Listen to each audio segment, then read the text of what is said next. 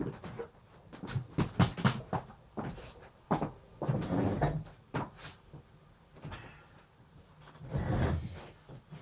cette nouvelle masterclass, nous sommes le 16 octobre 2014, je voudrais revenir sur un concert auquel j'ai assisté hier dans le cadre de l'association Animato. Et il me paraît assez évident que celui qui joue un morceau de, je sais pas moi, de Schumann ou de Prokofiev n'est pas dans la même situation que celui qui compose et surtout celui qui improvise. Parce que celui qui joue une pièce qui existe déjà, il n'est pas dans le signifiant, il est dans le signifié, c'est-à-dire qu'il est récepteur. En fait. Il est récepteur et il va ne prendre de cette musique que ce qu'il en comprend en quelque sorte. Et donc on va passer au signifié. Et puis celui qui est dans la salle, il va encore une fois également être récepteur et il va également capter ce qu'il peut de ce qu'il a entendu. Donc il y a une déperdition, c'est un peu comme les cadavres Rosexky, il y a une déperdition de la potentialité du signifiant initial qui se fait tant au niveau de l'interprète qu'au niveau de l'auditeur de moyen.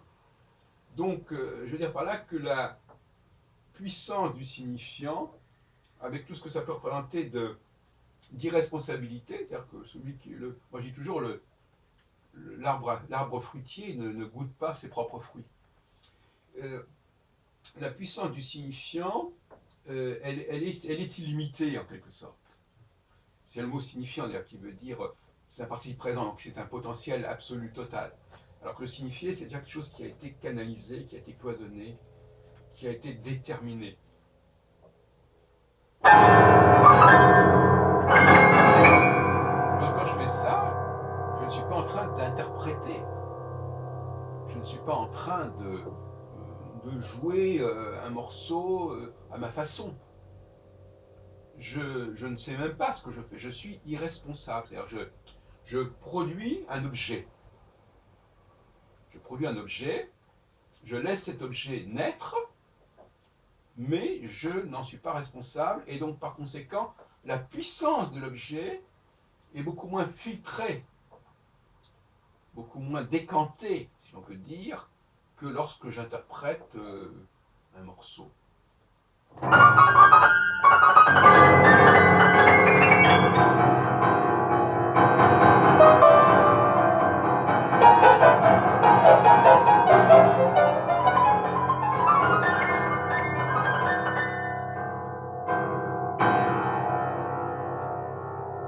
Je ne suis pas en train d'interpréter là. Je ne suis pas en train d'exprimer ma subjectivité. D'ailleurs, je pense que je serais incapable d'exprimer ma subjectivité quelque part par rapport à une création. La création, on n'est pas subjective. C'est ça le paradoxe.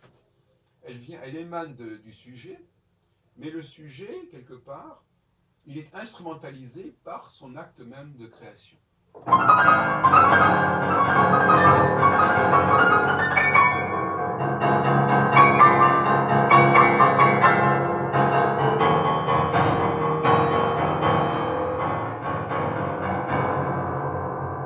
dirais que nous sommes dans le domaine de l'esthétique et de la mathématique. C'est donc quelque chose d'assez froid, finalement. Tout mon travail consiste à rechercher des équilibres, à rechercher des rythmes, mais il n'est pas. C'est un travail formel quelque part. Il n'est pas sur le fond. Il n'est pas sur le ressenti en vérité. Le ressenti est un ressenti d'abord esthétique. Alors que celui qui écoute cette musique, il va passer à un ressenti beaucoup plus émotionnel, n'est-ce pas? C'est toute la différence. Par exemple, quand je joue, je suis sûr que je ne joue pas quelque chose de la même façon que celui qui va recevoir. Et d'ailleurs, souvent, je suis surpris par la réaction de celui qui écoute. On dit, ah, moi, ça m'évoque ceci, ça m'évoque cela.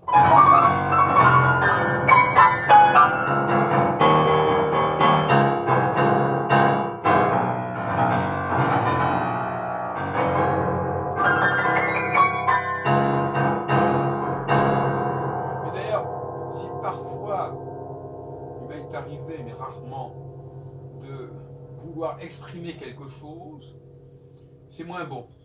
C'est moins bon. Je le sens tout de suite, je dis que ça c'est emprunté, c'est réfléchi, j'essaie d'exprimer quelque chose. Non, le, le compositeur, il n'a pas à exprimer quelque chose. Maintenant, le compositeur qui a joué quelque chose de sa façon, de façon spontanée, et qui ensuite retranscrit cela sur une partition, sur du papier ou sur un ordinateur, eh bien déjà, il y a déjà quelque chose qui va être modifié. Il va déjà mettre des tonalités, il va dire, voilà, trop adagio, enfin c'est avec beaucoup de verbes, n'importe quoi, en italien ou en allemand.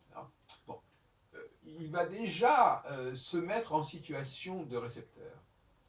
Et donc déjà, ne serait-ce que parce que de toute façon la partition elle-même ne peut pas parler par elle-même, mais déjà, cette partition, elle va déjà être une déperdition par rapport à l'impulsion initiale, par rapport à loin, comme dirait Schubert, l'impromptu initial. Donc ça va ajouter encore autre chose. Et puis alors évidemment, celui qui va interpréter cette partition, alors lui aussi, il va bien évidemment y apporter du sien et en enlever aussi. Parce que toute la question est là, c'est que donc finalement l'œuvre va être complètement déformée en fait. Dès le moment où le compositeur met sa musique note sa musique, il est déjà dans la déformation de l'action initiale.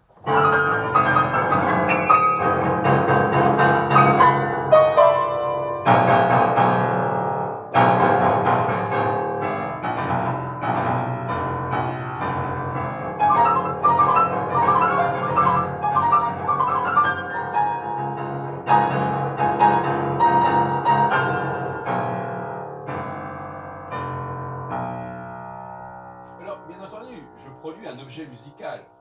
De même que, par exemple, si j'étais ébéniste, je produirais un objet qui, si je fais un couteau, c'est pour qu'il serve de couteau. Si je fais un vélo, c'est pour qu'il serve de vélo. Mais je ne peux pas savoir ce qui va être fait de ce vélo ou de ce couteau.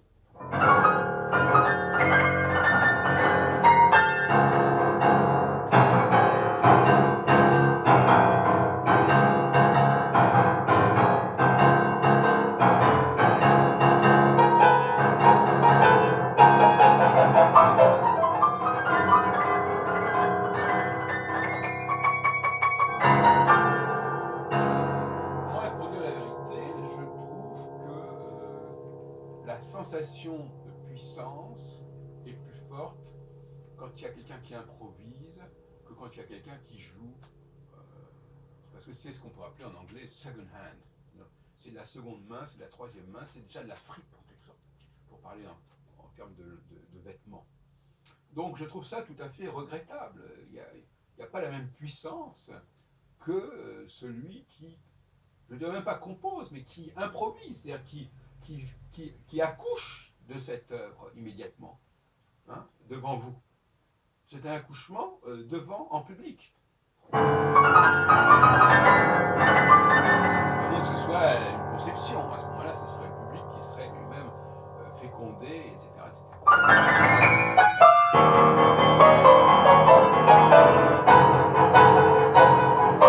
C'est pas faux, parce qu'en réalité, il faut quelques secondes pour jouer quelque chose, et celui qui reçoit, ben, ça peut le travailler, et c'est la même chose dans le domaine de la procréation. Il faut quelques secondes pour enclencher un processus de grossesse, et puis après, il y a quand même tout le reste qui va suivre.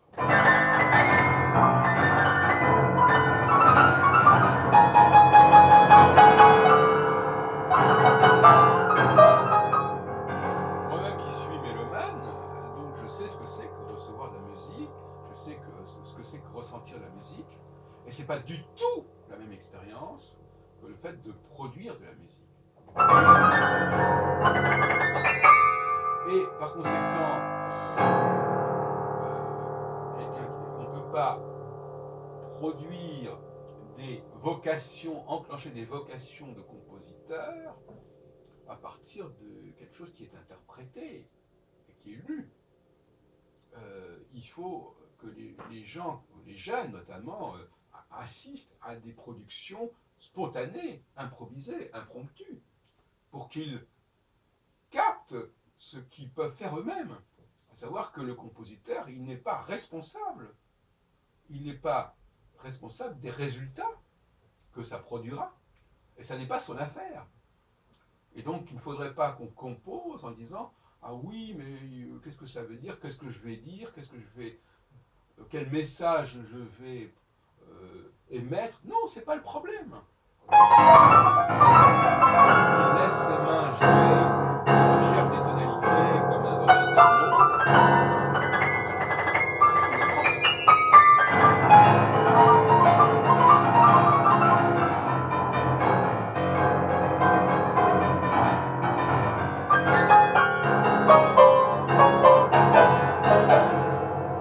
Parce qu'il y a, je sais pas si c'est Nietzsche qui disait cela, mais il y a une grande différence entre s'inspirer de quelque chose et recopier ou interpréter. C'est pas du tout la même chose. Que ma musique puisse inspirer d'autres personnes et puisse leur insuffler l'envie de composer et d'improviser, c'est merveilleux. Mais que ça aboutisse à une transcription et que ensuite les gens reproduisent ma musique à leur façon, bon, pourquoi pas, ça ne me gêne pas, mais on n'est plus du tout dans le processus de création. Le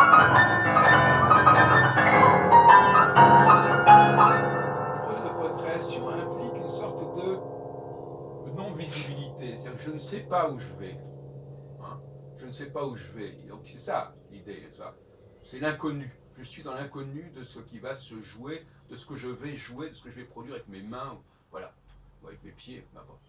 Et donc, s'il n'y a pas cette tension de quelque chose qui n'est pas encore advenu, ben, c'est plus la même chose que celui qui sait exactement, qui est par cœur, c'est exactement ce qu'il va faire dans les minutes qui vont suivre. C'est pas du tout la même tension, c'est pas du tout la même spontanéité, c'est pas du tout naturel, comme dans l'autre cas. Donc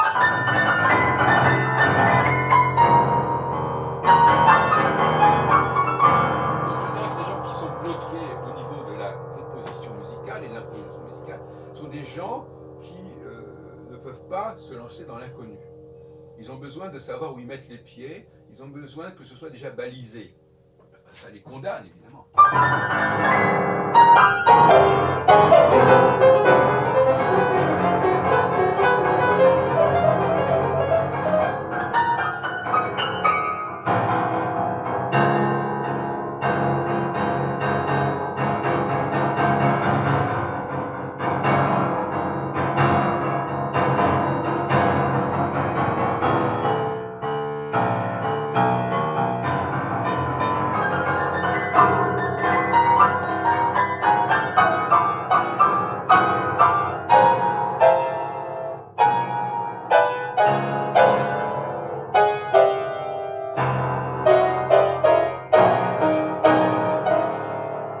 Il faut rajouter effectivement que, par exemple, là, je fais cette musique, je la ressens, enfin, je veux dire, je ne veux pas que je la ressens, mais je la reconnais.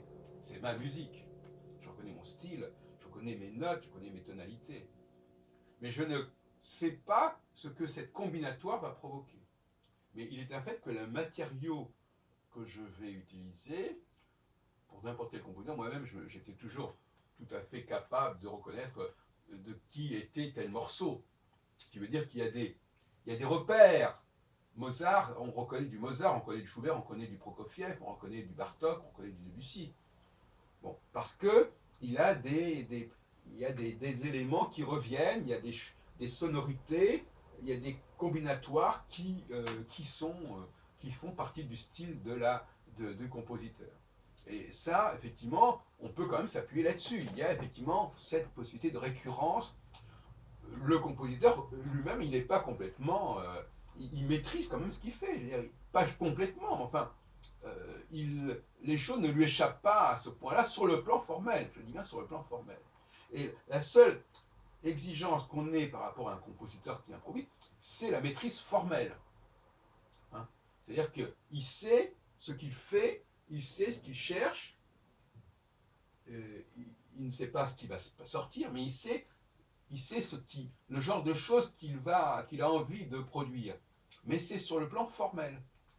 Il n'y a pas véritablement, et ça c'est peut-être regrettable, il n'y a pas véritablement de sa part un investissement affectif. Et quand il y en a un, ça n'est pas recommandé. Alors que, visiblement, dès qu'on passe à un stade ultérieur, on est tout à fait dans une logique différente, une logique subjective véritablement, et non pas objective. Donc quelque part, le paradoxe, c'est que quand on improvise, on est dans une sorte d'objectivité. C'est-à-dire qu'on produit un objet musical, un ovni si on veut. Et quand on interprète, quand on joue quelque chose, d'ailleurs jouer, ça ne peut pas être, on ne peut pas dire qu'on joue quand on improvise, ça n'a pas de sens. Quand on joue quelque chose, comme on joue un rôle, on joue une pièce, eh bien là, on est dans la subjectivité.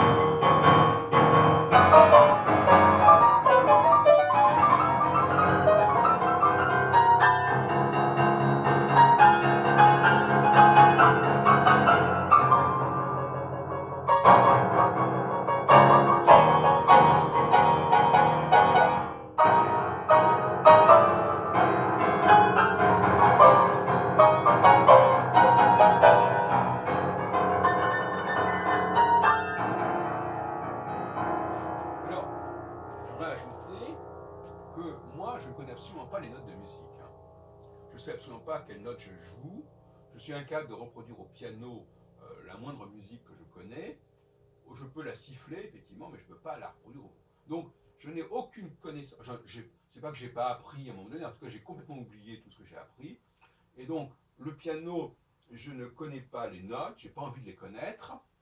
Et il est évident que je ne suis pas, en quoi que ce soit, en train de reproduire quelque chose que j'ai déjà connu. Ça peut par hasard se produire de façon complètement, comme dirait Darwin, hein, on peut très bien y avoir un phénomène comme ça tout d'un coup. Et d'ailleurs, je dirais qu'une certaine manière, l'improvisation musicale serait darwinienne en fait. Je pense quelque part que réfléchir sur l'acte de création musicale nous informe sur la démarche évolutive au sens darwinien du terme. C'est-à-dire que tout d'un coup, il y a une sonorité qui apparaît, que je n'ai pas voulu vraiment, et je vais la garder. Je vais la conserver. Ben, c'est un peu ce que Darwin dit.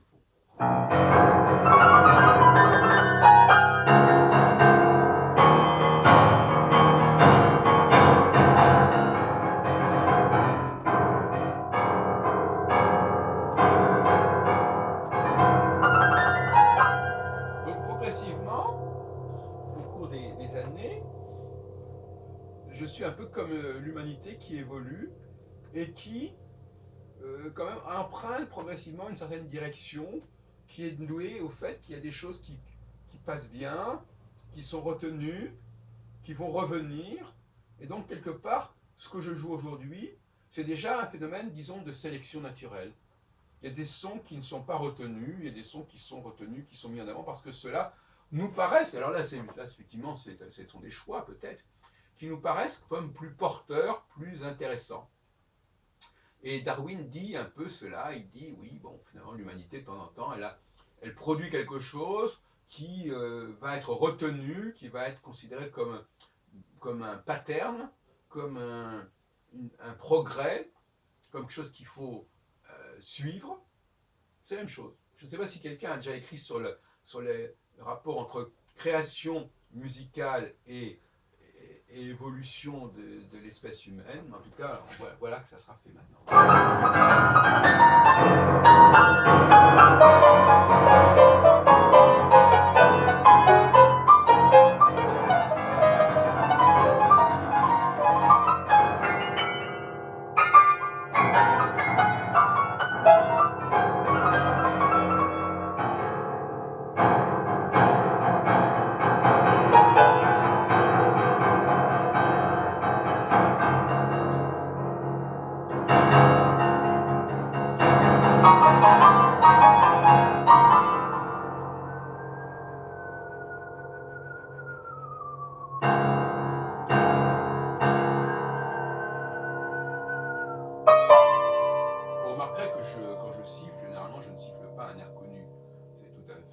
absolument d'éviter ce genre de choses. Les gens s'imaginent que quand on siffle, c'est pour... L'autre jour, quelqu'un disait « Ah, on ne reconnaît pas l'air que vous sifflez ». C'est pas du tout le problème.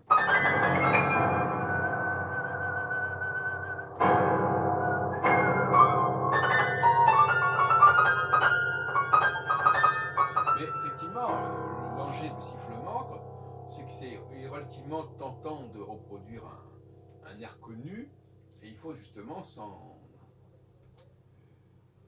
éviter ce genre de travers.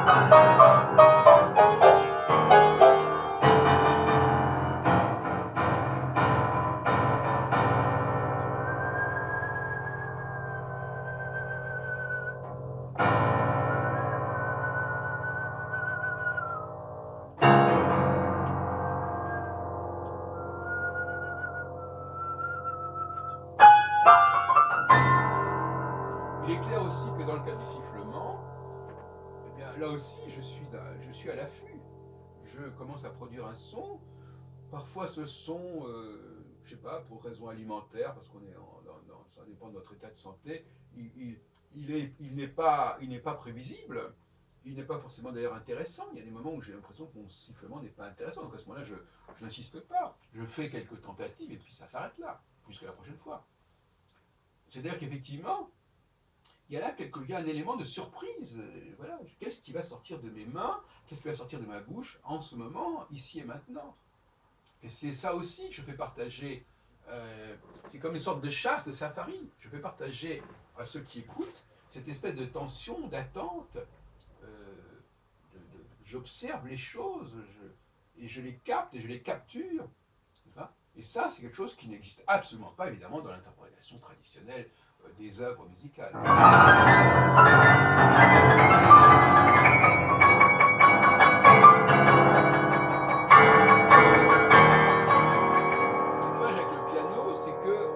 Pas bien le travail du pianiste. Ça c'est vraiment le regret principal.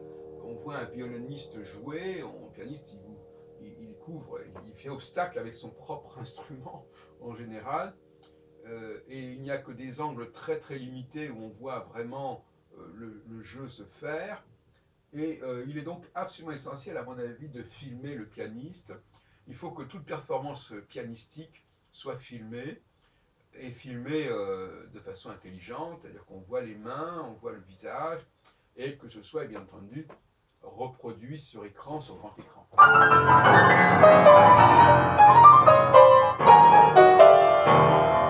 L'idéal d'un concert musical, c'est il y a l'œuvre qui se joue, et puis il y a différents écrans où on peut voir un visuel manuel et chorégraphique, parce que pour moi, les mains, c'est une chorégraphie, et quelque part, il y a aussi une mimique éventuellement. On peut filmer aussi le visage, les expressions, peut-être. Enfin, ce qui est important, c'est surtout les mains. On